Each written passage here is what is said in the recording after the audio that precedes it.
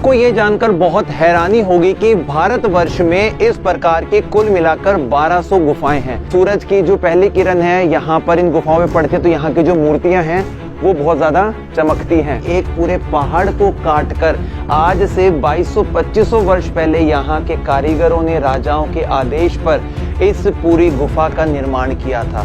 ये इनके बैठने का स्थान रहा होगा। यहाँ पर गौतम बुद्ध की प्रतिमा देखने का मौका मिलेगा। इस गुफा को लेकर ये कहा जाता है कि यहाँ की जो रानी थी उनके आदेश पर इस गुफा को पानी की टंकी के रूप में इस्तेमाल किया जाता था। इधर वाले हिस्से में आप देख सकते हैं कि एक अभिलेख हमें देखने को मिल रहा है। 3000 सोनों के सिक्कों को दान में दिया था ताकि इस स्थान पर ये गुफा बन सके। हमें 6 ऑक्टागोनल बड़े बड़े पिलर दिखाई दे रहे हैं। यहाँ पर हमें होल्स दिखाई दे रहे हैं जिससे पता लगता है पीछे पर्दे वगैरह टांगते होंगे। पांडुलेनी के अंदर कुल मिलाकर 24 गुफाएं बनी हैं। नमस्कार दोस्तों, मैं हूं विक्रम और आज मैं आपको 2100 वर्ष पुरानी बौद्ध गुफाओं के उस हिस्से में लेकर आ गया हूं जो कि नासिक के अंदर सह्याद्री की पहाड़ियों में बनी हुई है। और दोस्तों इन गुफाओं को हम बोलते हैं पांडुलेनी। और दोस्तों यहाँ पर इतनी सारी रहस्यमय चीजें हमें आज देखने को मिलेंगी जो पहली शताब्दी पूर्व से लेकर चौथी शताब्दी तक के समय तक बनाई गई 24 अलग अलग गुफाएं हैं।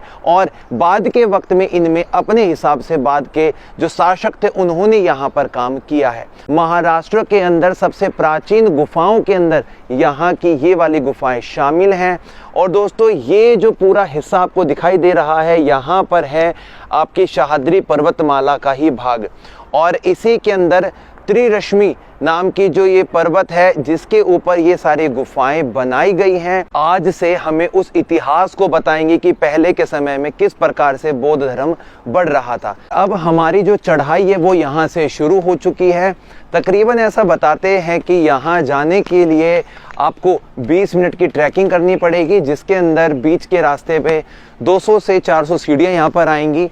और पाली भाषा के अंदर यहाँ पे काफ़ी सारे अभिलेख मिले हैं जिसको रनहू कहते हैं।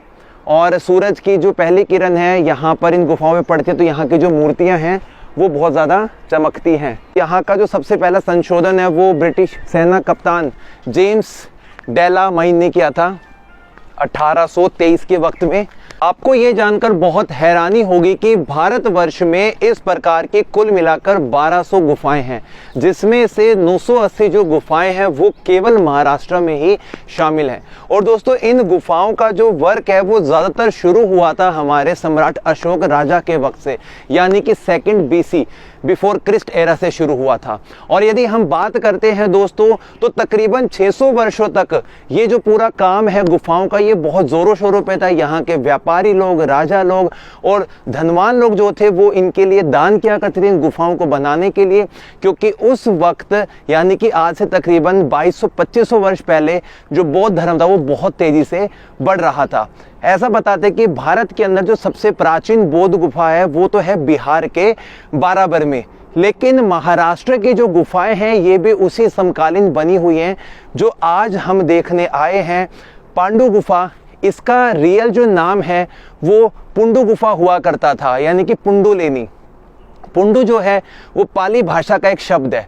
और पाली के अंदर जो बौद्ध भिक्षुक होते हैं वो जो जिस कलर के वस्त्र पहनते हैं, पीले या फिर जो चिड़वा कलर होता है, उस कलर को पुंडु बोला जाता है। लेकिन समय के अंतराल ने उस पुंडु को बदलकर पांडुलेनी कर दिया। लेनी एक मराठी शब्द है जिसको हम गुफा बोलते हैं। और यहाँ पर जो हमें अभिलेख मिले हैं दोस्तों वो प्राकृतिक या फिर पाली भाषा के अंदर है, ब्राह्मी भाषा के अंदर है और धम्म लिपि का उसमें इस्तेमाल किया गया है।